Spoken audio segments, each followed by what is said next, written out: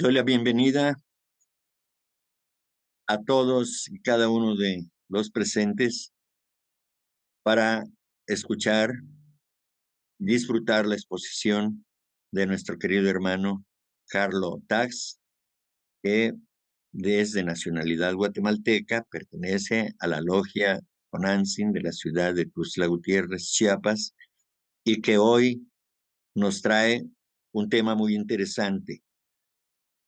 El título de la plática, de la charla, es ¿Ciencia oculta o ciencia exacta? Bienvenido, Carlo, y todos dispuestos a escuchar tu importante exposición. Gracias por colaborar con la Logia Blavatsky. Adelante. Muchas gracias a ustedes y de antemano, gracias por la atención a todas las personas de la logia y a ti, Enrique, por la invitación de nuevo para poder realizar este servicio que para mí es de mucho agrado y de mucha responsabilidad, porque debo de tener también el cálculo exacto y la mesura para poder platicar de estos temas. Pues sí, este es uno de los artículos de HPD que se titulaba Ciencia oculta o ciencia exacta, y es precisamente con esta palabra en latín, ecce signum salvatis, que ella empieza su alocución. Y he aquí el signo de la salvación. He aquí, ¿dónde? ¿Dónde está el signo de la salvación? Realmente ella se preguntaba. Me permití poner como inicio este medallón de la Orden de los Carmelitas con la inscripción exacta, precisamente, hecho por el escultor italiano Denis Fernand Pai, que pues magistralmente puede verse ahí el símbolo de la salvación espiritual, que es el nacimiento de ese yo crístico. Ahora, en sí, ella preguntaba, ¿qué vamos a enseñarle a nuestros hijos? ¿Qué vamos a hacer para que ellos aprendan? O sea, ¿deben de estudiar la ciencia exacta o deben estudiar la ciencia oculta?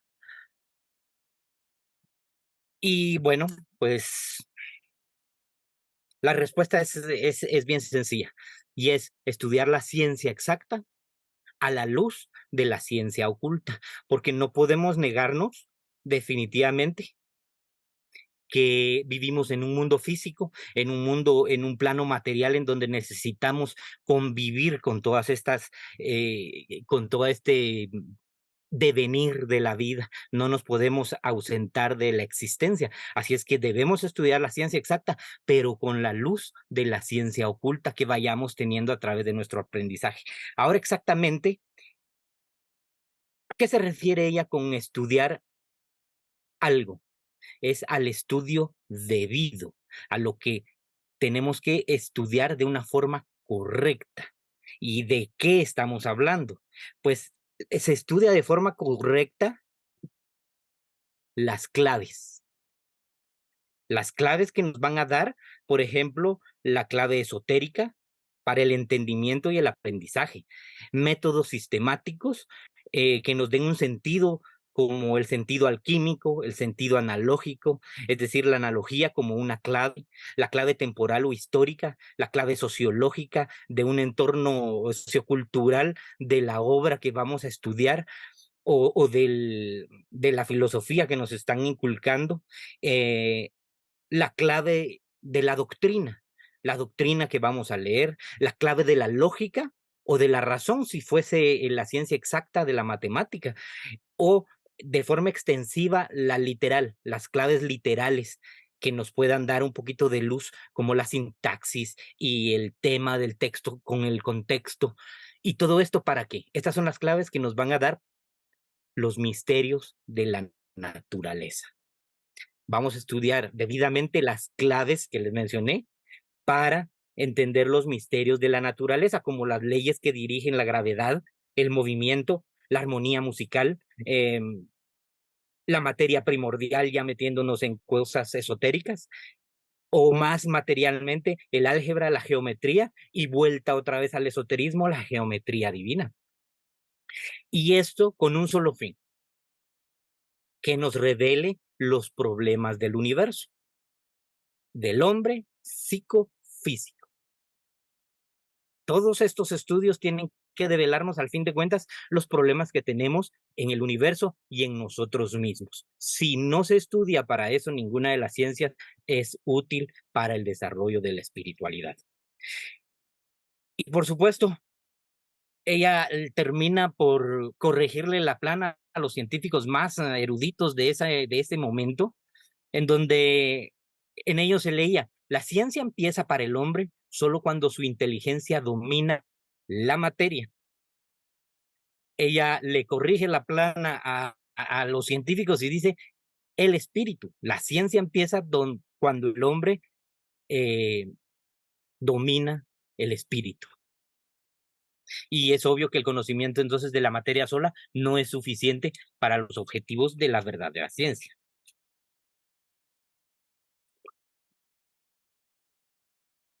Y no logro ver, vamos a hacer pequeño todo esto.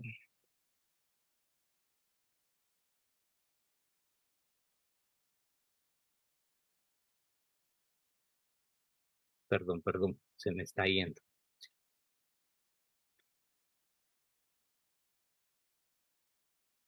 Ahora dígame, ¿qué hay de los descubrimientos de la ciencia exacta?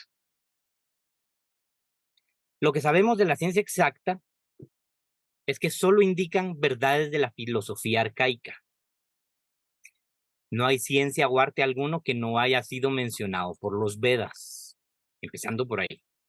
Y esto en verde son los objetivos de Isis Sin Velo, del autor de Isis Sin Velo, dijera ella misma. Estos son los objetivos. Los descubrimientos nunca llegan a la raíz, porque la raíz misma eh, tiene limitaciones por sus propias formas, por sus formas de comprobación. La misma ciencia se pone límites, y esto solo demuestra la realidad del oculto en la naturaleza. Los descubrimientos provocan orgullo e intolerancia. No aceptarán jamás entonces que lo que llaman ellos misterios de la naturaleza fueron conocidos primero por los arios, antes en el Mahabharata. Ellos explican los fenómenos sencillos, dejando los anormales de un lado. Ya vamos a ver adelante por qué es que los van dejando a un lado, por sus mismos métodos, ¿no? La prueba de una nueva fuerza, por pequeña que sean, les obligaría a admitir el dominio de otras fuerzas de un orden distinto, que ha sido dominada por ciertos hombres. Estos hombres son los adeptos, los maestros, que han logrado tal vez no dominarlas todas las fuerzas de la naturaleza, pero sí entenderlas y utilizarlas pues para la comunicación de estos secretos. ¿Y por qué dice ella que explican los fenómenos sencillos? Y entre comillas sencillos, puesto que es un poco difícil lo que estamos viendo aquí en la pantalla, por ejemplo, a nuestra izquierda, ¿verdad? Aquí el hombre mide los niveles de energía en la función de onda de un electrón en diferentes momentos y la probabilidad de encontrarlo en cada uno de esos momentums, en el S1, en el P2 y etcétera. Ahí se encuentra el electrón. Eso lo explican ellos muy bien, así como en la parte derecha de la pantalla miramos cómo ese mismo electrón se comporta en diferentes dimensiones. Ahí está un electrón en 2 dimensiones. Pero cuando hablan de dimensiones, entonces empiezan a elucubrar sobre las dimensiones y dan por sentado cosas que todavía no han estudiado, es decir, nos dan la idea de otras dimensiones, tercera, cuarta, quinta, etcétera. La física cuántica, la inteligencia artificial, definitivamente tiene aportes y es muy significativo, pero les hace falta algo. Es el enfoque espiritual. Eso es lo que les hace falta. Tenemos aquí Alexander Humboldt, precisamente a él fue al que le quitaron esa frase, no le quitaron, le corrigieron esa frase de decir que el hombre domina la ciencia, o la ciencia empieza para el hombre cuando domina la materia, pero si hubiera dicho cuando domina el espíritu, no hubieran habido ningún problema y hubiera sido un ejemplar para estudio de cualquier ocultista. Sin embargo, él era de esos científicos que, que dice, en lo personal, descubrió las fuerzas que Dios utilizó para hacer el mundo que nuestra percepción recibe. Él descubre, es de los científicos que dice que descubrieron las leyes que utilizó Dios para la creación, Dios entre comillas, como cada quien lo conciba, no al antropomórfico, pero solo por ahí se nota arrogancia, se nota una arrogancia, pero de una vez exacerbada. Y no solo de él, no solo de los científicos, de cualquier persona que dentro de su conocimiento vaya desarrollando un poquito y le entra el orgullo, le entra ese sentimiento de autosuficiencia que termina por hacerlo separarse de la parte espiritual. Dicho sea de paso, el libro que tenemos aquí, esta edición, es en alemán. Por eso escribieron Cosmos con K, porque en alemán se escribe Cosmos. Si no hubiera sido Cosmos con C, como bien lo hemos estado escuchando últimamente, cuando la doctrina secreta se refiere al cosmos más allá de nuestro entendimiento, es el Cosmos con K, mientras que cuando se trata del cosmos conocido, es el Cosmos con C. Y por supuesto, esta obra en general, es una obra maestra. Todos elogiaron la obra, incluso HPV también le dijo que era una obra súper completa y detallada del inicio, del origen del universo. Está muy bien planteada. Además, el valor de esta obra radica que su dimensión estrictamente va arriba de lo científico. Trata más mi diario filosófico, su léxico es totalmente inclusivo, sus ideas son de presentar la libertad del hombre, los valores morales, la universalidad, el conocimiento, el respeto a las diferentes culturas y la democracia dentro del estudio de la naturaleza misma. Entonces, es una obra completísima y de muy alto calibre. Y para que HPV la haya corregido en algunos aspectos es porque de verdad estaban tratándose de tú a tú. Los dos dominaban su ámbito, su expertise. Pero pues eran de esos científicos que estábamos diciendo, ¿no?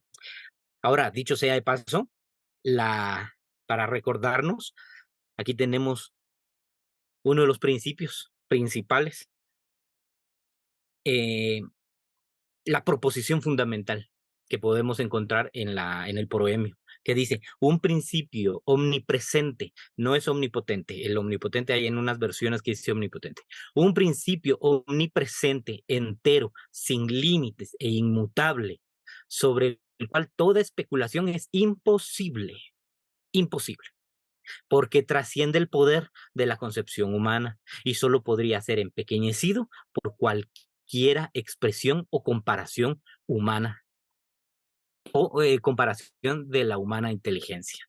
Esa es una de las proposiciones para empezar a entender la parte espiritual. No se puede arrogar uno el haber descubierto la ley que dominó el inicio del universo, porque eso la hace empequeñecer. A lo que más podemos aspirar definitivamente es a las las dos propósitos de la ST, uno de los dos segundos propósitos, que es fomentar el estudio. Esto es a lo más que podemos aspirar y lo más que no es lo menos. Es fomentar el estudio comparativo de religión, filosofía y ciencia. Y ya vamos a ver más adelante uno de los conceptos que dentro de todo el estudio de este artículo ella nos propone. El teósofo fomenta el estudio, estudia comparativamente la religión. Y el tercero de los propósitos de la sociedad es investigar las leyes, pero esta investigación ya es el teósofo ocultista. Ya está investigando lo inexplicable de la naturaleza y los poderes latentes en el hombre. Esta investigación realmente es práctica. Ya es de tapete, como decía una amiga. Es de tapete. No es nada más con la lectura que se llega a este punto. Es a través de la práctica de lo que se entiende. Pero leamos bien, ahí no dice resolver los problemas, no dice resolver los inexplicables leyes, no dice tampoco explicar los poderes latentes, porque eso no se explica. Él, al explicarlo se empequeñece y uno de los términos cabalísticos es el silencio, ¿no? Eh, esto solo para ampliar un poquito en respecto a la investigación. Esta investigación es trascendental, no, y es de lo básico a lo complicado. No se puede empezar despertando el tercer chakra porque ahí precisamente hay un conjunto de estudiantes que van a despertar el tercer chakra o el séptimo chakra porque están bloqueados y nosotros vamos a ir con la curiosidad a despertarnos el séptimo chakra y después vamos a terminar diciendo, bueno, ¿y qué era el chakra? ¿Y qué es eso de energía? ¿Qué fue lo que me despertaron al fin de cuentas? Estamos haciendo para atrás, estamos haciendo el estudio al revés. Es decir, que toda esta investigación de las leyes inexplicables y los poderes latentes debe llevar un orden correlativo, una forma de ir estudiando y pues adelantándonos en lo que es el ocultismo. En lo que sigue del artículo, nos cuenta HPD varios ejemplos, nos traza varios ejemplos de estos poderes, de estas intercomunicaciones en la ciencia física, en la ciencia exacta y la ciencia oculta. Vamos a tratar solo muy pocos por el tiempo, pero vamos a ver hasta dónde llegamos. Por ejemplo, en el primer caso, nos habla de una niña de 7 años que comparaba las palabras en su inocencia, comparaba las palabras cariñosas con el color azul y tenía relación el rojo y el naranja con los regaños. Y cuando a la niña miraba una pelea entre sus papás con cólera, ella miraba el color naranja en todo su cuarto. Y cuando se ponía a dibujar mientras había una pelea, lo que le salía eran dibujos en llamas. Otra posibilidad es que cuando su mamá tocaba el piano, ella lograba ver un arco iris hermoso que salía de ahí. Mientras que cuando llegaba su tía y tocaba el mismo piano, lo que ella miraba era estrellas luminosas, brillantes y explosivas. Me imagino que el piano 1 con un arco iris hermoso era Bach y el piano 2 en las estrellas luminosas y brillantes era una especie de Beethoven, pues por la enjundia de esa música. Estos colores los puse como ejemplos, igual que HPV dice que es idiosincrático, es decir, que cada quien, vamos a ver más adelante a qué se refieren con estos ejemplos, los va a ver a su manera, eso es personal. El segundo caso es de una mujer que estaba en pues internada de por vida y su único delito fue que las salpicaduras de agua o el murmullo del río le hacía ver un arco iris, mientras que la voz violenta o una voz autoritaria le hacía ver color carmesí y negro. Ahora, ella decía, es el color del diablo. Como digo, es idiosincráticamente. Entonces ella pues miraba al diablo de color negro. Es obvio que el diablo no es de color negro y tampoco carmesí. Entonces, esas comparaciones son solo dentro de su idiosincrasia. ¿Qué decía entonces nuestra grandiosísima ciencia?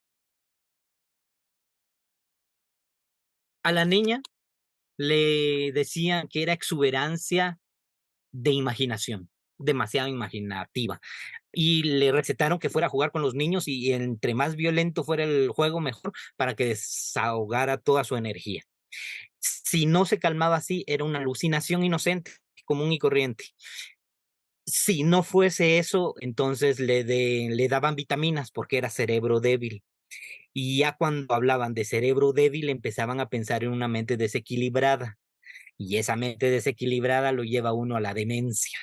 En el caso de la mujer, cuando ya no se podía encontrar una causa evidente y producto de un cerebro débil que causaba demencia, entonces determinaban o sentenciaban que era histerismo, es decir, un paciente histérico psicópata y neurópata, con el sinfín de cualidades y de características que se le daba en ese momento a esas enfermedades. Y esa alucinación histérica le llamaban, por error de nuestros sentidos, locura sensorial perceptiva. Esta quedó demostrado ya, por supuesto, en años posteriores, lastimosamente ya no lo logró en persona verificar HPV en el 1930, que estas acciones histéricas o este malestar de la neurosis era efectivamente causado por algo espiritual, por el egoísmo innato de la persona que le impide adquirir habilidad para amar, lo cual en el ámbito de las enfermedades se determinó que era espiritual. ¿Y por qué es una enfermedad espiritual? Porque solo el saberse parte de un plan más grande hace que se disminuya el egoísmo, la soberbia y la excesiva materialidad que nos provoca precisamente todo este sinfín de enfermedades emocionales. Eso dado a estudios de la metafísica casi desde 1920 a 1930, en donde ya científicamente se determinó la neurosis como una enfermedad de esta categoría. Y por supuesto, también se determinó que las personas que sufren de esta enfermedad de la neurosis, histéricos, psicópatas, que bueno, psicópatas tal vez no tanto, porque ese ya era un apelativo demasiado exagerado de esa época, pero los que sufren de enfermedades nerviosas tienen una comunicación un poco más cercana a los ámbitos más espirituales de nuestra conciencia y de nuestra formación septenaria. Por ende, tienen más influencia de esas acciones, como lo estábamos viendo hoy precisamente en la clave de la teosofía, que pueden sentir y percibir influencias del plano astral, el etérico, el cámico, y estas nos hacen, al fin de cuentas, pues ejercer un cierto efecto sobre nuestra propia percepción y nuestros sentidos. Entonces, queda demostrado que la medicina y las corporaciones científicas no han podido explicar el premium móvil, o sea, el origen del fenómeno más sencillo. A menos que le llamen al ocultismo, ellos seguirán mordiendo el polvo.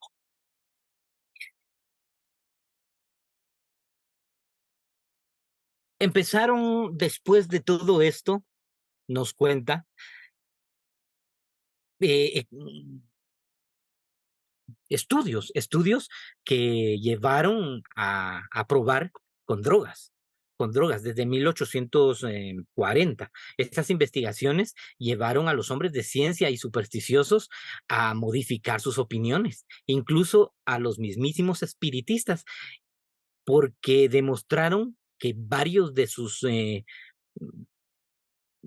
fenómenos podían ser explicados a través de narcóticos y drogas y los fenómenos se reducen a esa simple influencia. Perdón, estudiaron el hipnotismo, la transmisión de pensamiento para provocar y exaltar los sentidos. Y todo esto con el hecho de fundir los sentidos unos en otros. Ya vamos a ver dónde nos vamos a fundir los sentidos y cómo se le llama eso. Y manifestar su existencia oculta en nuestro mundo fenomenal a través de el estudio de las pruebas con drogas, hipnotismo y artificialmente, pero existen fenómenos naturales que no están incluidos en esta clase anormal y al fin se han impuesto forzosamente a los hombres de ciencia porque no pueden probar lo contrario. Aquí tenemos al dramaturgo Théophile. Él escribió una novela en donde el protagonista comía exclusivamente opio. Y él, para poder escribir su novela y tener los argumentos exactos para escribirla, pues probó comer opio y él nos cuenta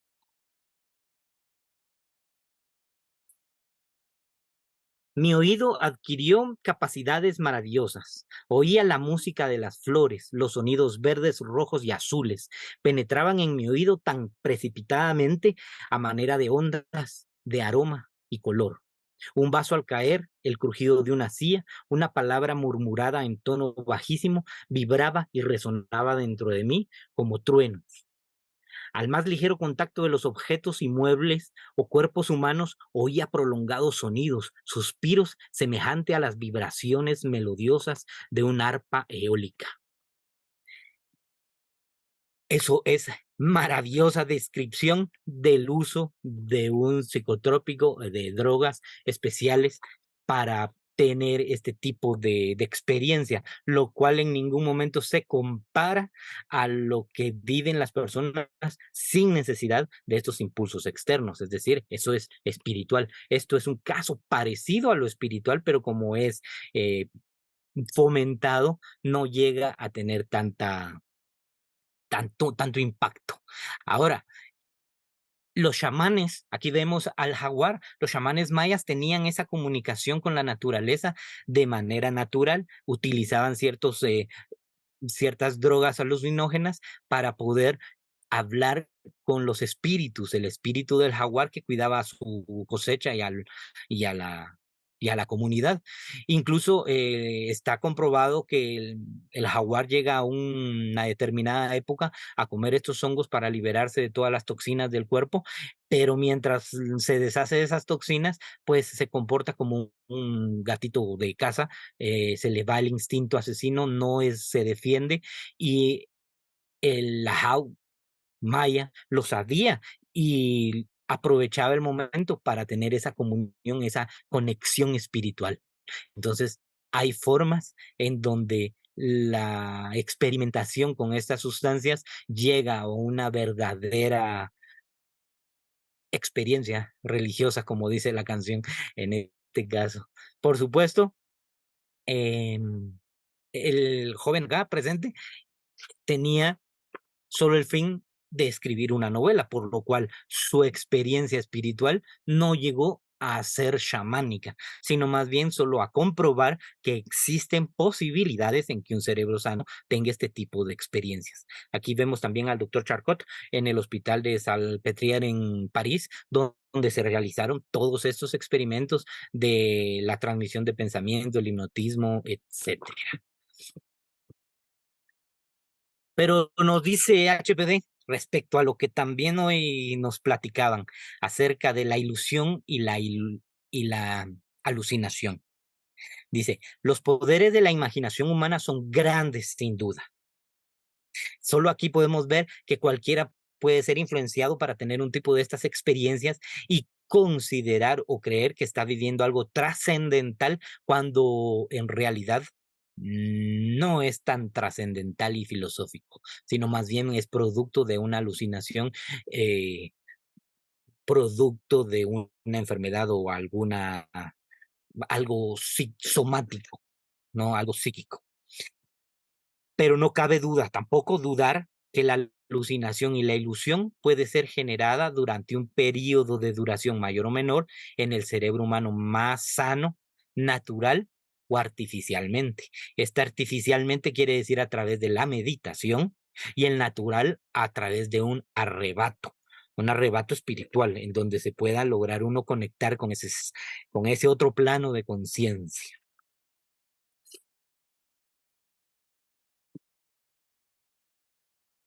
Y no alcanzo a leer ahí esta parte.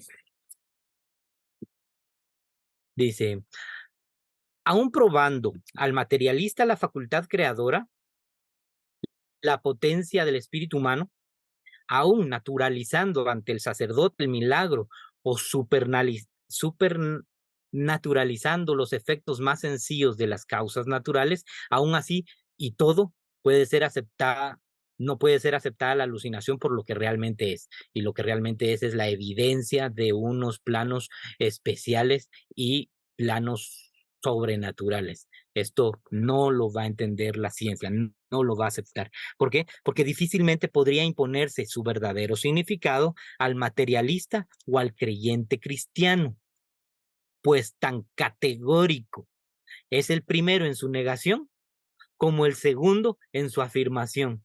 Es decir, los opuestos completamente en una discordia están dando malos aseveraciones de un mismo fenómeno, cuando la verdad es la parte del estudio y llegar a una conclusión concreta, pero mezclando tanto la ciencia exacta como la oculta. La alucinación colectiva. La alucinación en el Wikipedia de 1880 estudiaban la reproducción del signo material de la idea es alucinación. Y esto suena muy bonito. ¿Qué es alucinación? La reproducción del signo material de la idea. Filosóficamente suena bien. El problema era lo que venía después. Y decía, y el que se pretenda estudiar estas alucinaciones no tendrá más que terminar como paciente de su propio hospital. Es decir, evidentemente no investigaron, no llegaron a más esas alucinaciones, sino al contrario, dijeron que solo en casos de que fuera fatal es de tomarlo en cuenta. Si no, era mejor ni siquiera tomarlo. Esto solo eh, nos da la idea de que no ha sido tratado con seriedad, no lo han estudiado. Entonces, los que están haciendo una alucinación colectiva son los propios científicos de esa época, con la idea unilateral de atribuir esas alucinaciones al fenómeno del histerismo, ¿no? Entonces, ellos sentencian.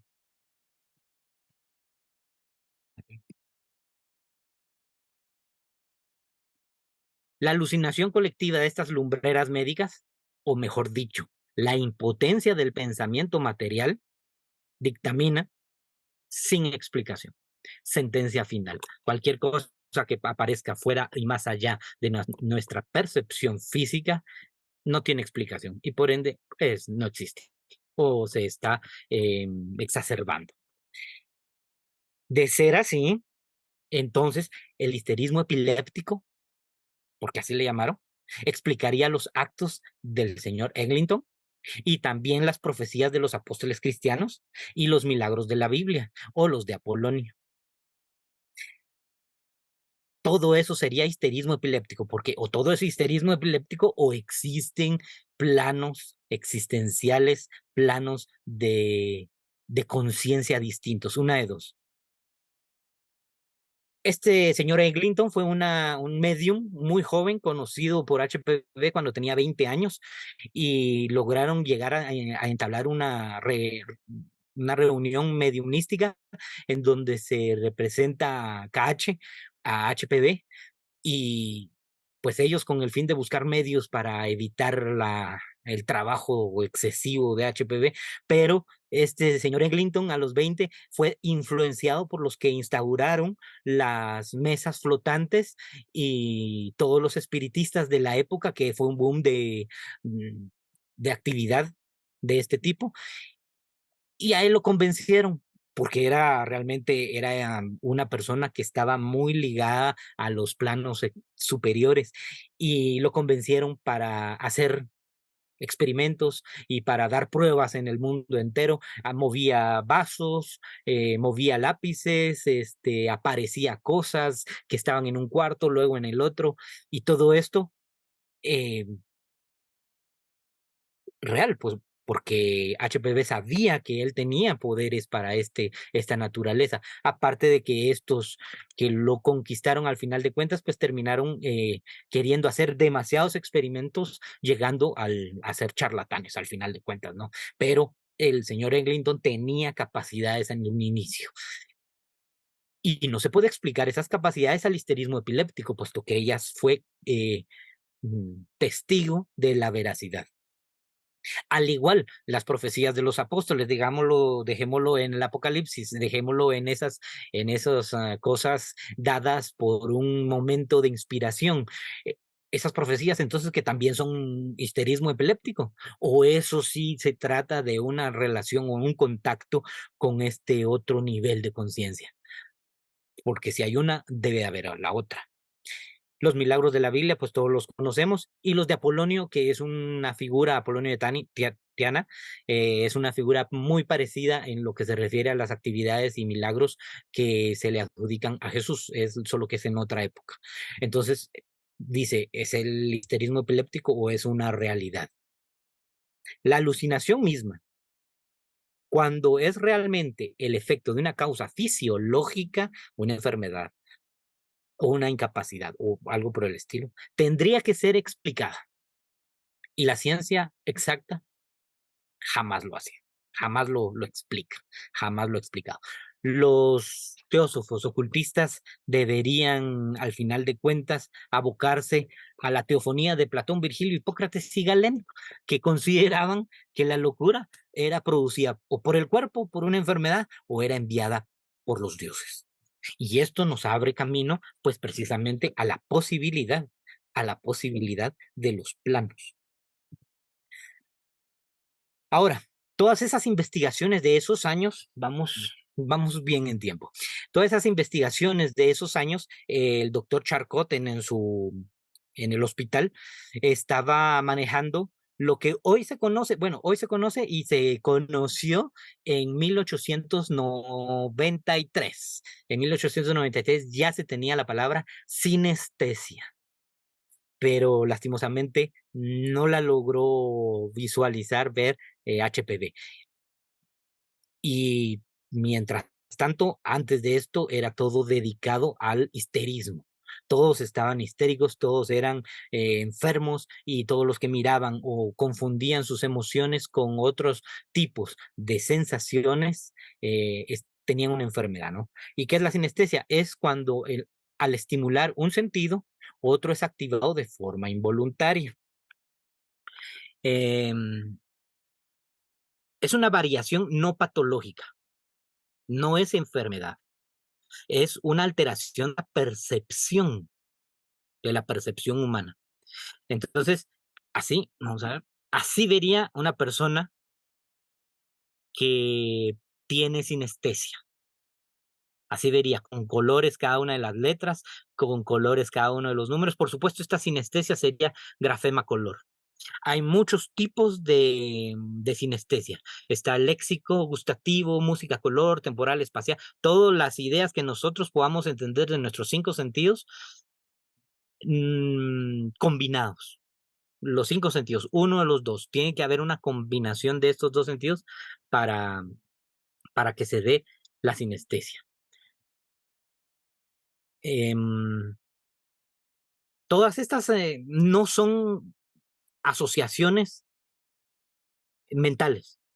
Por ejemplo, la A que miramos aquí no es una asociación del que sufre o el que tiene sinestesia, que la A la haya relacionado por algo en especial. No, es simplemente que así es como él percibe. Es decir, sus sensaciones, sus percepciones la hacen ver de esa manera. Y esto se debe científicamente a una falla de conexión de los nervios al formarse el cerebro. Entonces se dice que los niños menores de 4 meses son sinestésicos todos, porque las conexiones simpáticas todavía permanecen unidas. Y al ir creciendo poco a poco a través de los meses, esas conexiones simpáticas empiezan a especializarse en cada uno de los sentidos, y es ahí donde se separan. Al separarse empiezan a percibir de una manera especial el universo que los rodea, pero los sinestésicos nunca llegan a separarse.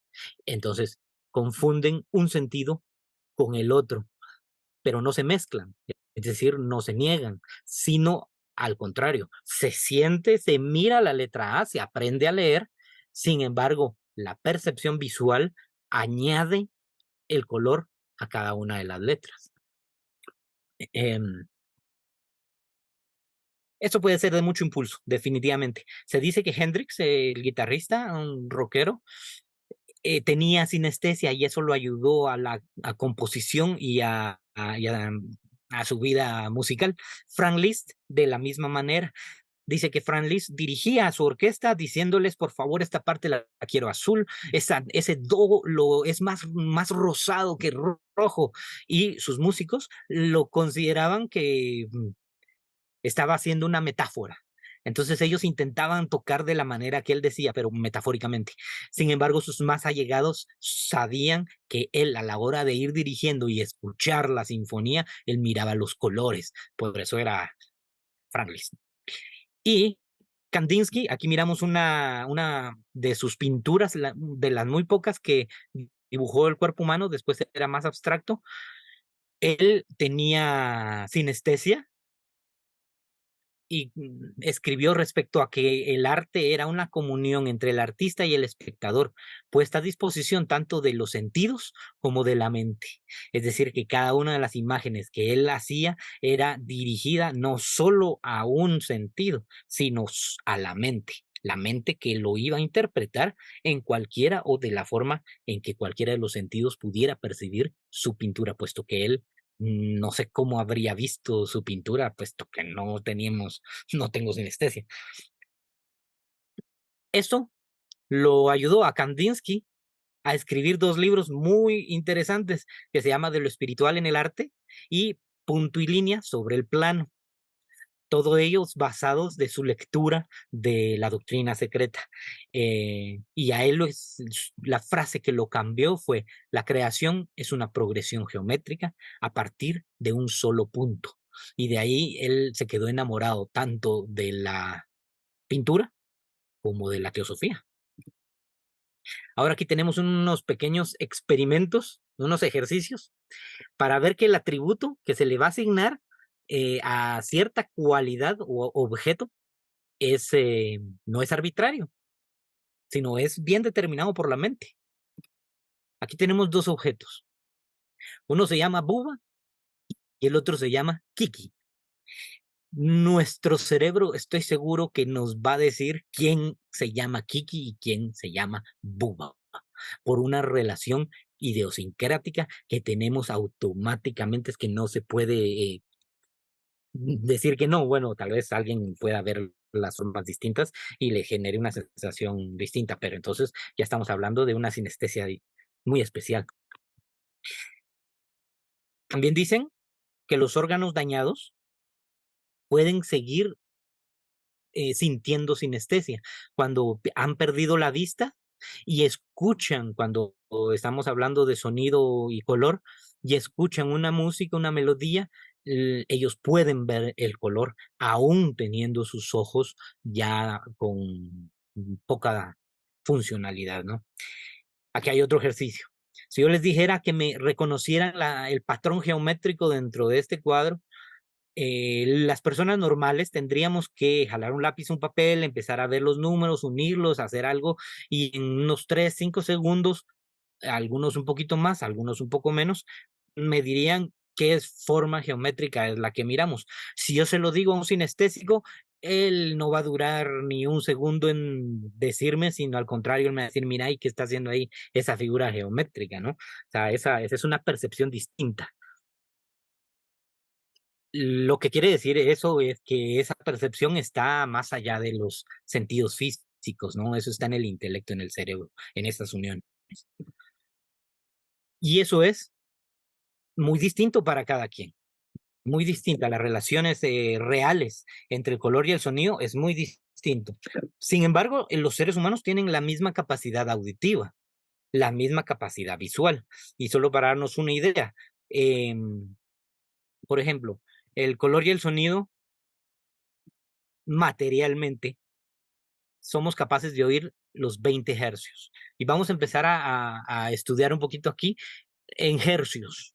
Por supuesto, los técnicos utilizan el kilohertz y el terahercios, pero eso no me hace entender de una forma más tangible la cantidad de vibración que tiene que tener un sonido para tener color. Entonces, esto es solo para recordarnos los que nos decía ella de que la imaginación y la alucinación del ser humano es tan grande que puede hacerlo, pero realmente en este plano físico es imposible. Porque lo máximo que podemos escuchar en decibeles son 20.000 hercios. Eso es lo máximo, el patrón normal de un ser humano. Ahora, ¿qué color podemos ver? ¿A qué vibración podemos alcanzar a descubrir el color rojo que tenemos de este lado, al 384 billones de hercios. Esa es la capacidad de empezar a ver el patrón electromagnético. El espectro electromagnético empieza en esa 384 billones y termina, porque no tenemos la capacidad de ver más allá, en el 789 billones de hercios, en el morado. Ahí termina nuestra capacidad visual, el espectro electromagnético.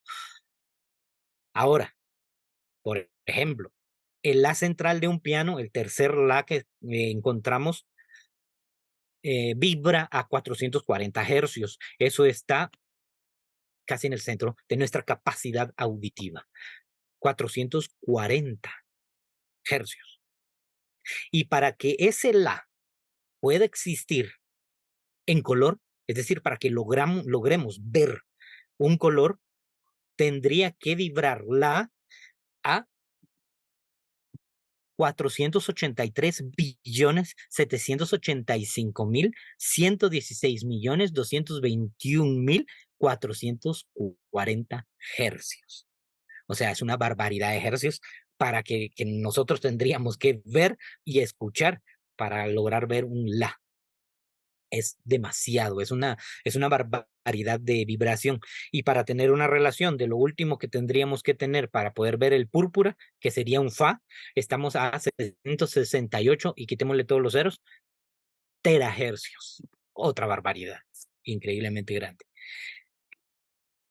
Esta combinación no concuerda con ningún patrón que nos hayan dicho los círculos cromáticos de Scriabin ruso, que determinó al círculo cromático del color, le determinó una nota musical. E incluso Sir Isaac Newton también hizo un círculo cromático en donde se le determinó a cada uno de los colores una nota musical. Ninguno corresponde a este la naranja, ninguno corresponde. Y tampoco corresponde a la que HPV menciona en la doctrina secreta, que se relaciona con el azul, azul añil, azul oscuro, y que se relaciona con la numerología también con el 6 y con el principio de manas, y tampoco se relaciona. Pero que no se relacione no significa contradicción. Significa que los sentidos para cada una de las sensaciones son distintas. Es decir, el sentido espiritual para ver el color de un sonido es muy distinto y tendríamos que espiritualizar nuestros sentidos para poder entenderlo. Si no, no podríamos encontrar un la azul y así como lo dice tan tajantemente, pues esas comparaciones físicas. Es decir, que esas comparaciones físicas tocan un aspecto superior, tocan otro plano, un plano distinto. Por supuesto, color y sonido no se pueden medir juntos, porque el color es una onda, como estamos viendo ahí, una onda acústica. Y ese es el sonido, perdón, el sonido. El color es una onda electromagnética. Aquí vemos una cuerda vibrando y necesita un medio para moverse. Entre más denso, más rápido. Y estas son ondas acústicas, no tienen partículas de fotones. Mientras que la luz, la onda electromagnética, entonces sí necesita un medio para viajar, pero no para vibrar. Entonces, entre más denso el medio, menos se podría ver el color de su percepción, pero sí podría viajar mucho más lejos. Y las partículas de fotones que están formando el color prácticamente eh, se comportan como onda y como partícula. Aquí tenemos un ejemplo de una onda acústica, que a la hora de juntarse con otra onda acústica se complementan, pero no se niegan. Es decir, la primera sigue sonando mientras que la otra suena encima de ella. Y lo que nosotros percibimos es una confusión de sonidos, a menos que suenen armónicamente y suenen bonito. Pero de ahí es confusión. Mientras que una onda de luz, un patrón de color, a la hora de vibrar juntos, lo que hacen es unirse, mezclarse y transformarse. Cambia la tonalidad del color. Porque todo el cuadro cromático, es el cuadro cromático de Isaac Newton, todo el cuadro va cambiando conforme va avanzando. Y es más, decía que a la hora de girarlo a una determinada velocidad, yo creo que vamos sobre el tiempo, terminas recibiendo un rayo blanco en donde está portando todos los colores. Esto es nuestro espectro de luz visible, lo que el hombre puede ver, mientras que las ondas infrarrojas, microondas, son menores a lo que nuestra capacidad y las ultravioletas pues son mayores a nuestro espectro visible, así es que no las vamos a poder ver. Sin embargo, sí hay seres que pueden hacerlo. Sí, ahorita vamos a encontrar la interpretación de esto. La evolución de las razas, eso en teoría en nuestra teosofía. Sin embargo, razas me suena un poco malinterpretante, lo vamos a malinterpretar. La mayoría de personas que escuchan razas empieza a tener otras ideas que no son las correctas. Mientras que HPV decía en la primera ronda, lo que hubo fue un tipo, una clase, un tipo raíz y sus 7 subtipos. Y así se fueron desarrollando hasta llegar al cuarto planeta en donde por ser ya humanos, pues lastimosamente no tuvo más que usar la palabra raza. Pero la interpretación de todos estos colores, de todos estos ámbitos de percepción, está aquí. La evolución del hombre primitivo avanza en el plano físico por medio del desarrollo de un sentido en cada tipo, un tipo raíz. Hay 7 tipos. El lenguaje, como nosotros lo conocemos, empezó en la cuarta, en la atlante, en la tercera, la vista, en la segunda, el tacto y en la primera, el oído. Ahora, la relación entre estas fue que el lenguaje se asoció con la vista. La gente se entendía, y gente me refiero a el ser que estaba evolucionando desde la primera ronda. Ese ser entendía sin hablar, solo con la vista y el tacto, por ejemplo, encontrándolo de alguna manera. Ahora, hoy, hemos pasado el punto medio de la vuelta del ciclo de nuestra quinta raza, digámoslo así, para no perdernos. ¿Cómo lo prueban los actuales fenómenos y el incremento de los organismos sensitivos? Vamos volviéndonos más sensitivos, espiritualizándonos. La renaciente espiritualidad primordial eclipsará la presente mentalidad al fin del ciclo, el séptimo ciclo con su séptimo subciclo o raza, la séptima raza con su séptima subraza. Hay ciertas cosas, pasando ya de la simbología, que la ciencia exacta pues debería de corregir. Por ejemplo, la ciencia exacta dice, no es posible ningún fenómeno fuera del radio de las causas puramente fisiológicas o físicas. Esto debido a la intelectualidad.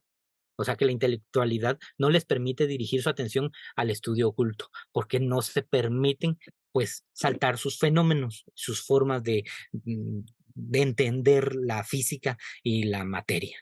Entonces, deberían de decir mejor, no es posible ninguna investigación definitiva bajo los aspectos solo de las causas fisiológicas y físicas.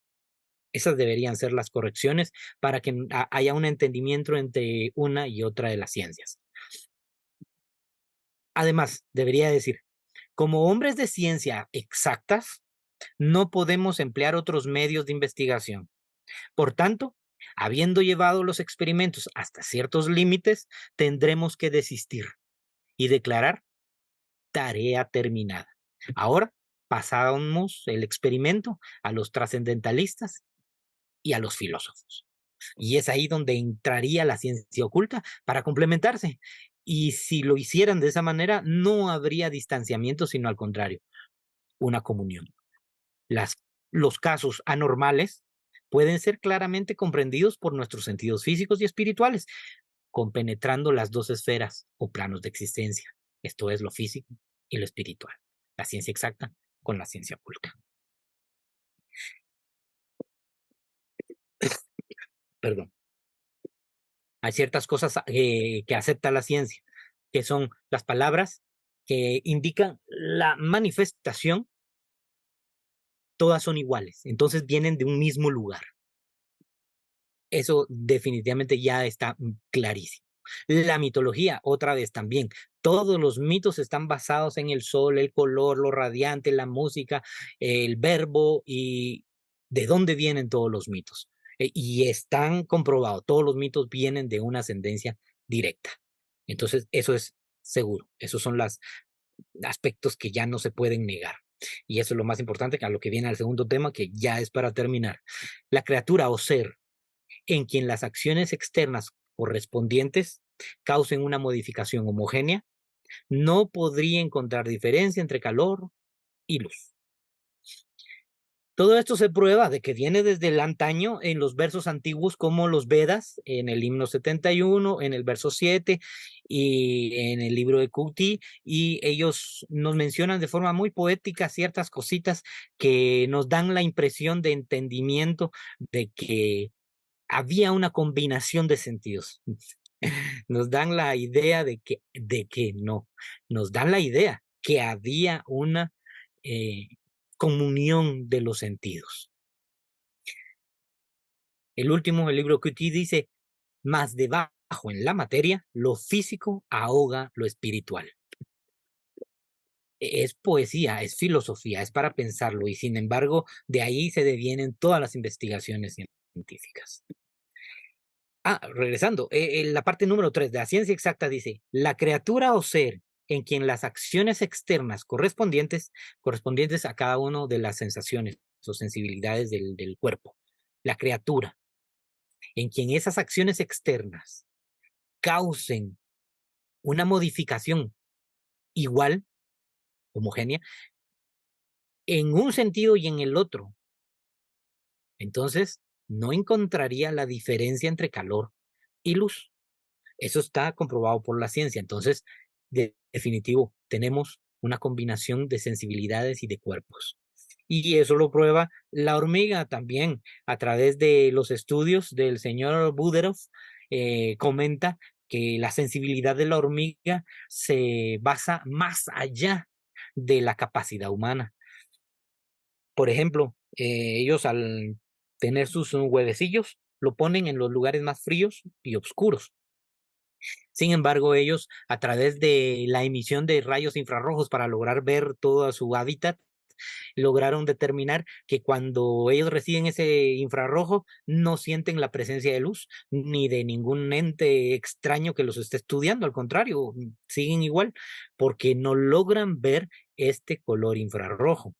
Está más allá de su espectro. Y dentro de la luz del sol vienen todos los espectros, tanto el rayo químico como el rayo electromagnético. Entonces, a la hora de que se pueda filtrar el, la luz ultravioleta de ese rayo, la hormiga percibe calor y color. Y a la hora de recibir eso, cambia sus huevecillos hacia un lugar, un espacio donde considera ella que hay oscuridad y es el infrarrojo, en donde nosotros estamos viendo, pero ella no, al contrario, ella no mira esa luz infrarroja porque no la percibe de esa manera, no la percibe igual, sus percepciones son distintas a las nuestras. Ahí tenemos un dibujo de los sentidos de la hormiguita y sus capacidades tan increíbles. ¿Esto qué explica? De la cuarta dimensión, decía ella. Por supuesto, los espiritistas empiezan a mencionar esta cuarta dimensión y creen haber tenido la interpretación de ese paso entre una y otra esfera. Sin embargo, dice, el paso de un sólido por medio de otro no tiene nada que ver con las dimensiones metageométricas. Voy a quitar eso. Dice, aquellos que son incapaces de comprender ningún otro espacio que el de 3 dimensiones, harán bien mejor en no ocuparse de ellas. Es un poco drástica en el sentido de decir que mejor no estudiemos lo que no entendemos, pero no lo entendemos y nos lo dice no por nuestro organismo humano de 3 dimensiones, sino por nuestra organización intelectual, nuestra idiosincrasia. Consideramos una cosa y por ende entonces no la vamos a entender de la misma manera. Para un ocultista, dice, es el estancamiento espiritual del mundo intelectual y de los más elevados conocimientos esotéricos lo que sorprende realmente al ocultista. Al ocultista no le sorprende la existencia de una cuarta dimensión y el que hablen de una quinta o una sexta. Eso no es sorprendente. Lo sorprendente es que los que hablan de eso no han llegado al punto espiritual de la teoría.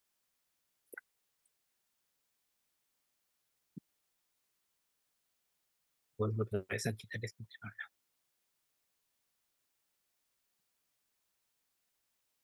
Dice, todos juzgan por lo externo, solo por las modificaciones que crean en él las apariencias. Esto quiere decir que si nosotros lo miramos, existe. Si nosotros no lo miramos, no existe. Si nosotros sentimos el calor, existe. Si nosotros no lo sentimos, no existe. Y si existe para mí, yo no puedo creer que alguien exista, un ser que lo pueda percibir de forma distinta. Es nuestro ego, el egoísmo que nos impera.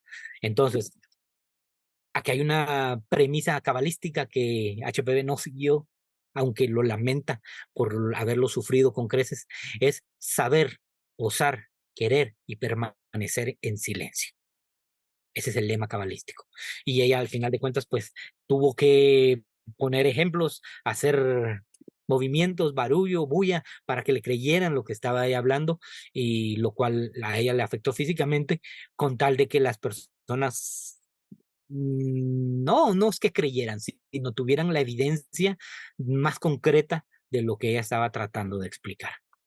Pero bueno, eh, dentro de los límites del espacio de 3 dimensiones, reconocer fenómenos de un espacio de 4 dimensiones es imposible. Imposible y es muy difícil que alguien que no tenga todas las concatenaciones de una operación y más si los elementos de ella están del otro lado y querer dar una respuesta, la variable no va a salir porque no se tienen todas. Y el ocultista tiene más difícil su caminar porque debe luchar tanto con la ciencia exacta como ahora lo hemos visto con los espiritistas, con los que consideran unas teorías que están fuera de la realidad y no han profundizado sobre los temas más profundos. Dentro, ya con esto voy a terminar precisamente, es que dentro del todo el tema habían 2 tipos de lectores, decía HPV en el poema de la doctrina. Uno es el que busca explicaciones. Este no ha desechado las dudas y debe buscar afirmaciones ocultistas para explicarse lo que la ciencia exacta o profana no puede. En este caso estaría yo, por ejemplo, debo de buscar explicaciones ocultistas, debo buscar, comparar, estudiar, verificar, y porque la ciencia no ha llegado al fondo del fenómeno. Y el otro es que el que estudia, perdón, el que estudia por dicha la sabiduría divina. Este es el que está libre de trabas del materialismo, está libre de la relatividad de la materia. Entonces, él advierte lo real y verdadero inmediatamente, sin necesidad de buscar explicaciones ni nada, de que la dicha está en el estudio del Brahma Vidya o de la sabiduría divina. Esos son los 2 tipos de lectores que dentro de la fin de la ST está el estudio comparado de la religión, filosofía y ciencia. Y por supuesto, aquí vienen dos para un tema amplísimo, pero no lo vamos a poder tocar por tiempo. Los conceptos a considerar es el teósofo y el teósofo ocultista. Esto lo podemos inferir cuando ella dice el teósofo que no es ocultista, entonces nos está diciendo que hay un teósofo, ¿no? El teósofo que no es ocultista no puede ayudar a la ciencia, ni a las investigaciones, ni a los investigadores, aún no habiendo científicos.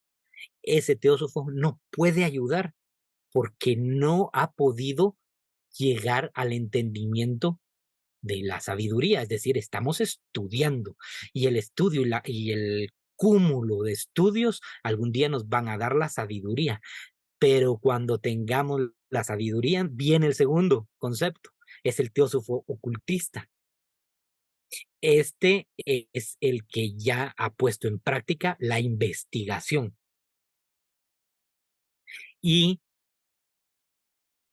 no hay nada que el ocultismo no puede explicar. No hay nada de fenómeno natural que el ocultismo no toque o explique. Por ende, no conoce un problema que sea tan per se problema, sino al contrario, la ciencia oculta lo va a resolver de una manera o parcial o total, dependiendo de nuestro nivel de espiritualización de nuestros sentidos. Es decir, que podemos hablar de 4 dimensiones, la quinta y la sexta. Pero por supuesto, para llegar a entender la cuarta, la quinta y la sexta, tenemos que espiritualizar los sentidos con los que vamos a convivir con esas otras dimensiones o con esos planos de existencia. No son dimensiones en donde vivan otros seres. No, no, no. Son planos de existencia de nuestra propia constitución septenaria. Y para eso debemos espiritualizarnos y entender la ciencia oculta mezclada con la ciencia exacta. Es el teósofo ocultista, el que con espíritu justo e investigador renuncia a los dogmas de la ciencia exacta y a los dogmas del mismísimo espiritismo, a los dogmas del espiritualismo, a los dogmas por completo. El que ha renunciado a eso y simplemente se da la tarea de la investigación de la ciencia oculta. Lo falso prospera por la precipitación, nos apuramos, nos queremos concretar rápido a la respuesta científica, mientras que el ocultista espera y se somete a su tiempo. Con esto concluye nuestro estudio de la ciencia oculta y la ciencia exacta. Es amplísimo y es interesantísimo y abarca todas las posibilidades, tanto de lo físico como del espiritismo que estábamos en boga en estos días, pero solo a través del entendimiento espiritual vamos a poder conjuntar todo esto para tener una explicación coherente para nuestro grado de evolución. Así es que le dejo el tiempo a Enrique para que haga el cierre y nos dé la oportunidad de si alguno tiene dudas o comentarios que pudiera ampliar esta exposición. Gracias. Pues muchas gracias a ti, querido Carlos. Como siempre, una brillante manera de interpretar y de expresar el contenido de este artículo tan difícil, porque eh, la mayoría de nosotros quizá no nos hemos dedicado a estudiar más a fondo algunos aspectos de la ciencia y sobre todo hacer una comparación entre la ciencia exacta y la ciencia oculta, pues, y dado que el estilo de la señora Blavatsky es un tanto cuanto difícil, porque está muy lleno de datos que tenemos que investigar, que comparar y que traer a la mente de los oyentes de una manera clara y sencilla, como lo has hecho, a través de las explicaciones muy claras. Que parecen sencillas, pero que realmente hay que tener la capacidad de interpretar lo que quiere decir la señora Blavatsky en sus escritos. Y y traerlo y hacerlo pues más comprensible para nosotros. Bueno, en mi caso, que no soy muy dado a profundizar en las ciencias, ¿verdad? Pero eh, hemos de agradecer tu esfuerzo por presentarnos este trabajo de una manera clara, con mucha información, con imágenes que nos hacen más asequible, desde luego, para poder entender esto que nos acabas de expresar, eh, eh, con esquemas y ejemplos pues muy claros y contundentes. Así que, sin más que decir, te agradezco nuevamente tu colaboración para con la logia Blavatsky y queda abierta la oportunidad para aquellos que deseen hacer algún comentario o alguna pregunta. Muchas gracias, Carlos. Un gusto, Enrique. A ti. Realmente el artículo era un poco largo, pero incluso tiene muchas combinaciones de lo que es las letras y el color, determinaban mm, las palabras con el color, los idiomas con el color y las sensaciones, pero yo no lo quise poner porque realmente eso es de balde porque todo es idiosincrático, todo es una forma metafórica de expresar esas combinaciones de sensibilidades, de sensaciones y de percepciones. Es una forma en que el espíritu mira, no es una forma de encontrar yo el la azul y mañana voy a ir a buscarlo en la guitarra, quiero vivirlo en la azul. No, no, no es así, no es metafórico. Yo creo que Y nadie mejor que el artista que lleva dentro nuestro querido Carlos para poder interpretar luces y sonidos y expresarlo verbalmente es maravilloso. Y con las imágenes, pues todo se ha complementado maravillosamente. Gracias, Carlos. Muchas gracias, Carlito. Bueno, pues me dejaste sin respirar. No inventes, qué bárbaro. Pero me quedé un poquito con duda respecto, mencionaste algo de los mayas, ajá. algo de lo que tomaban en cierta forma estas hongos alucinógenos. Me quedé un poquito con duda de eso y me gustaría que me lo comentaras nuevamente porque respecto a eso te iba yo a comentar acerca de un gobernante que tenía una gran sabiduría, pero sí que me aclaras un poquito que me quedé con duda respecto a esto de los mayas. Ok, si quieres nos comentas después de ese gobernante. Fíjate que los chamanes, los ajaus de mayas, tenían la capacidad de hablar con los espíritus de la naturaleza, específicamente con con el espíritu del jaguar. Y está evidenciado que utilizaban de forma espiritual los hongos alucinógenos, porque este de apellido Landa se llevaba a los reyes de España las informaciones de lo que tenían los chamanes aquí cuando él encontraba a un chamán tratando de sanar a un enfermo y decía que llevaba dentro de su bolsita un montón de juguetitos de niños, decía este párroco de apellido Landa. Y entre esos juguetitos, pues llevaban flautas, tamborines, tabaco, incienso, hongos alucinógenos y otro sinfín de cositas que le servían al chamán para poder conectarse con el espíritu, la naturaleza y obviamente pues se lo ha de verdad al enfermo para poder comunicarse con él. Entonces, el uso de las sustancias psicotrópicas para fines espirituales estaba definitivamente arraigado en la cultura maya. Los tigres, como mencioné, los jaguares, comen estos hongos para limpiarse el organismo, porque, válgame la estatología, después de comer estos hongos, pasado de un día de estar en una media alucinación, vomitaban, entonces su organismo se limpiaba por completo. Mientras ellos estaban en la ingesta, los chamanes tenían la oportunidad de acercarse al jaguar.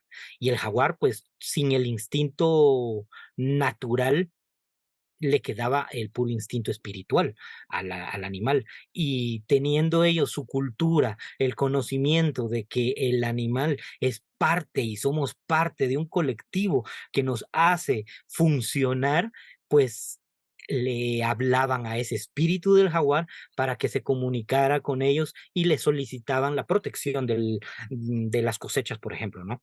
Entonces, este era el uso de los psicotrópicos a manera espiritual y, por supuesto, eran chamanes que nacían con ese don y con esa tendencia al espiritualismo. No todos los mayas hacían eso, porque no todos. Los guerreros, obviamente, no se dedicaban a eso. Los reyes tampoco lo hacían, sino al contrario, tenían a los chamanes de su lado para a los quienes le preguntaban qué era lo que la naturaleza quería de ellos. Estoy hablando de los mayas, por supuesto, anteriores a la conquista.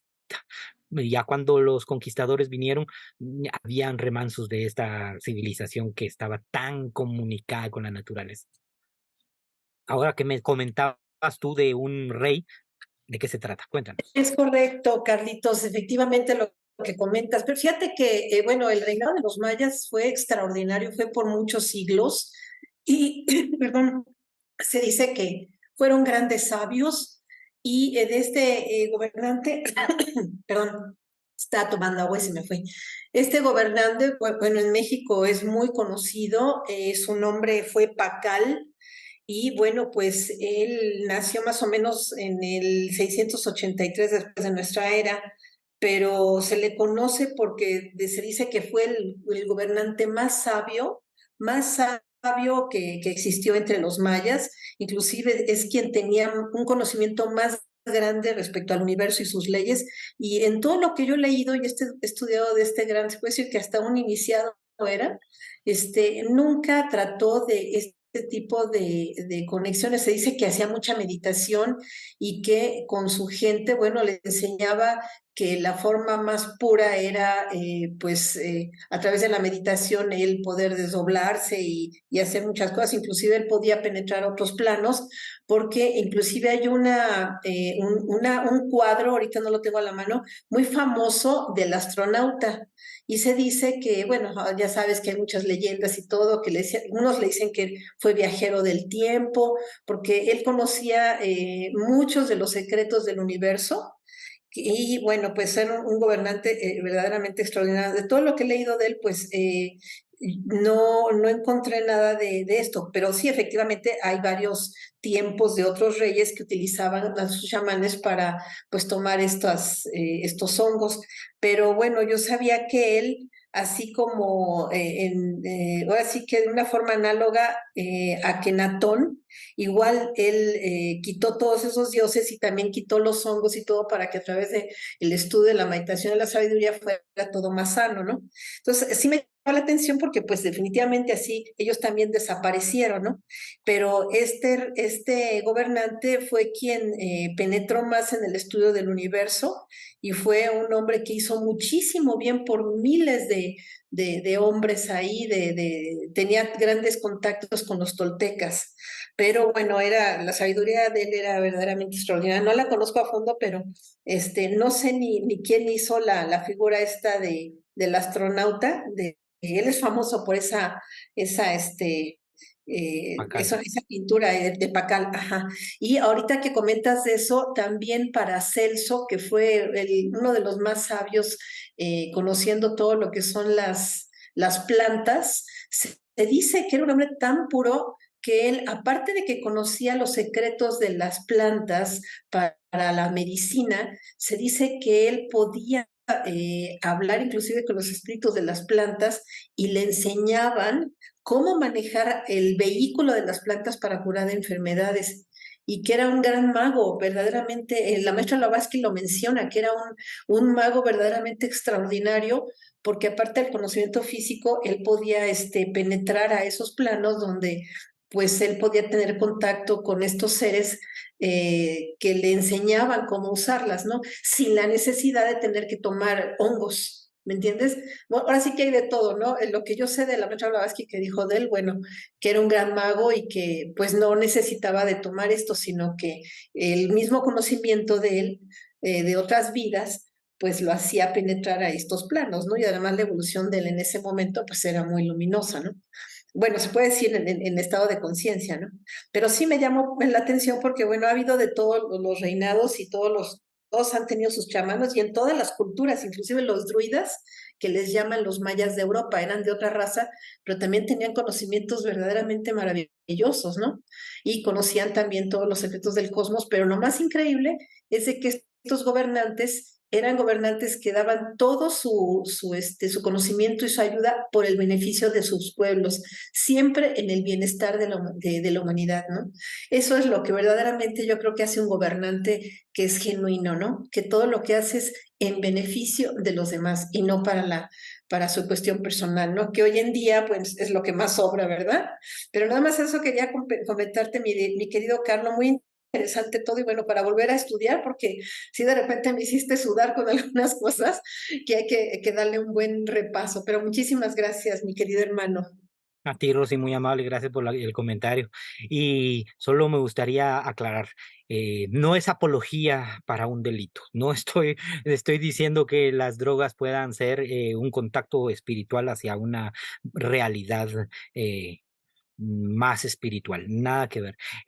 Los chamanes conocen esa Claro. capacidad de las flores, de los frutos de la naturaleza, de los hongos en este caso, y por supuesto que le era útil para ayudar y fomentar, porque si a un enfermo no se le puede decir meditemos para que te cures, pero si se le daba un hongo para aprovechar sus facultades, para Es, aprovechar la composición química de esta situación que pueda ayudarle al enfermo a encontrarse directamente con su malestar espiritual, porque si eran malestares espirituales, entonces eso puede ser productivo. Por supuesto, a través de el guía del chamán. El exacto. chamán maya no vivía en el alucín, no vivía en el viaje como muchos, no vivía en el viaje. Él lo que pasa es que conocía y le servía para la manifestación de ciertos poderes latentes en el enfermo, no tenían la capacidad de esa meditación o de esa espiritualidad, sino que solo lo fomentaba. Exacto, mi Me hermano. recuerdo, Por me último, recuerdo nada de más te que en América comento. del Norte, una cosita, en América del Norte hay una cosa como que se llama ayahuasca. Esto lo utilizaran también las naciones de allá para fomentar el despliegue espiritual en algunas personas a los que el chamán consideraba que era necesario para su curación espiritual. El chamán no tomaba ayahuasca, lo tomaban los enfermos que llegaban con él para abrir su percepción. Ahora eso ya se ha multiplicado y se vende como se vende en la tienda. Me regala un tecito, por favor, gracias. Eso ya es una degeneración de una acción milenaria que servía para la sanación espiritual, no para vivir en el viaje, al contrario, pero siempre hemos necesitado un poquito de empuje para los enfermos, no para los que son sanos como los chamanes. Ellos ya conocían eso. ¿Cómo lo hayan recibido ese conocimiento? Pues a través de su investigación personal, pero después la utilización es como tú bien dices, mi queridísima Rosy, a través de liberarse del egoísmo y el servicio que se le da a la humanidad, y el servicio no puede ser para mal, no puede ser para enfermar su cuerpo, no es para contaminar su físico, es para liberar el físico de lo espiritual que los ata, para después darle su palmadita y decirle, bueno, adelante, sigue con tu vida. Exacto, mi querido Carlos. Y también, por último, todo lo que acabas de mencionar, yo lo leí hace muchos años, exactamente como lo dijiste, de las enseñanzas de Don Juan. Verdaderamente un libro extraordinario. Tiene varios libros, Don Juan, pero maravilloso, ¿eh? Todo eso es verdaderamente real. Y pues este conocimiento de los chamanes que son reales, precisamente muchos lo hacían precisamente para ayudar a esas personas a encontrar esa cura y ayudarse a ellos sin ningún tipo de egoísmo. Muchísimas gracias, mi querido hermano. Carlos, hay una pregunta de Rosa Salazar que dice, en lo que se ha denominado hipnosis colectiva, en la presente exposición, ¿pueden incluirse las apariciones marianas y otras apariciones santas en todas partes del mundo?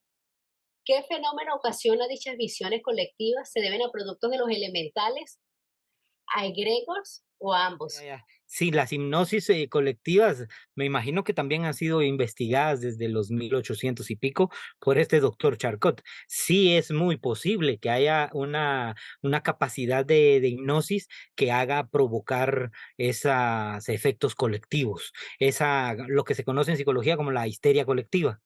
La histeria colectiva que logra ver los fenómenos en determinados momentos, pero recordémonos por la misma idiosincrasia. Así como las apariciones marianas, están las apariciones de la Virgen de Fátima.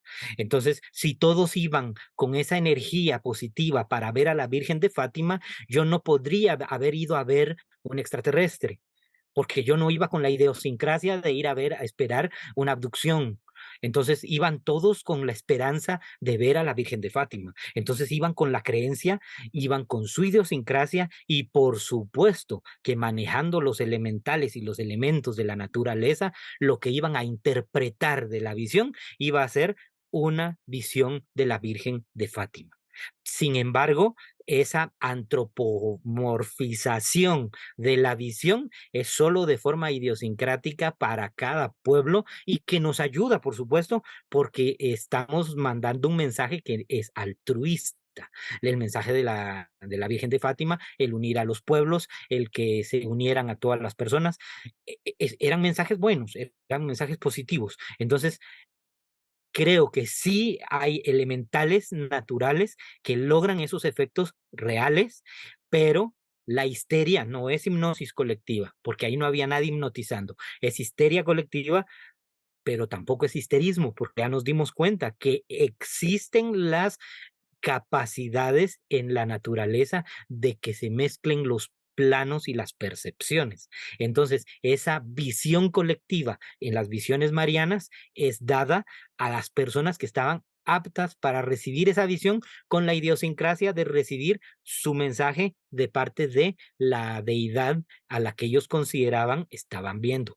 Por supuesto, si me ponemos a un musulmán, a un cristiano y a un zoroastriano a ver el mismo efecto, encontraríamos, hay una historia de un, tres personas de Israel en la Segunda Guerra Mundial y una persona cristiana y que logran ver efectos, unas visiones y percibir mensajes. Y esos mensajes, como unos eran judíos y el otro era cristiano, no se lo pudieron dar a un Cristo o a un Dios, a Yahvé de los judíos, sino que vieron una visión conjunta y la interpretaron de un maestro.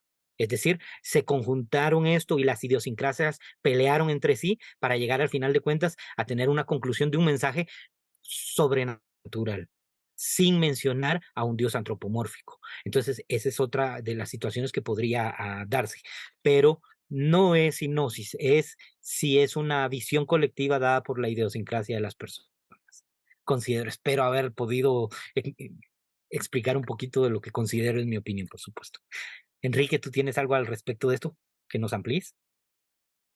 Quiero referirme específicamente a lo del uso de las drogas. Desde luego que el uso de las drogas eh, es una práctica no recomendable, nada deseable, porque no expresa la conciencia pura, aquello que manifiesta en ese estado. Entonces, lo mejor es la meditación para poder conectarse con el espíritu. ¿Sí? De por sí vivimos en un mundo ilusorio y con las drogas es ilusión sobre ilusión, porque la conciencia se trastorna. ¿Sí? Entonces, no podemos confiar en una persona que utiliza drogas, es decir, en un drogado que tenga una experiencia real. Es una manifestación totalmente ilusoria, ¿sí? Entonces, nada recomendable.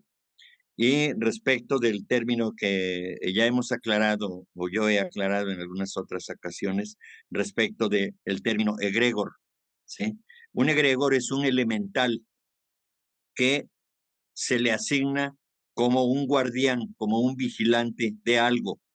Un ejemplo muy claro lo tenemos en los tesoros que vigilan y que ese elemental, ese que se desaparezcan esos tesoros a la vista de quienes no deban tocarlo o adquirirlo. El otro ejemplo famosísimo es la maldición que pesa en las tumbas de las pirámides, ¿sí? Está decretado que así se decretó que aquel que violara las tumbas iba a morir, y así ocurrió, murió, ¿sí? Entonces, esas energías elementales actúan. Para que quede claro lo que es un egregor. Un egregor es un elemental, nada más que es un vigilante, es un guardián de algo, ¿sí? Por favor. Eso es todo. Gracias. Excelentísimo. Gracias, Enrique, por tu ampliación y aclaración. Me encanta.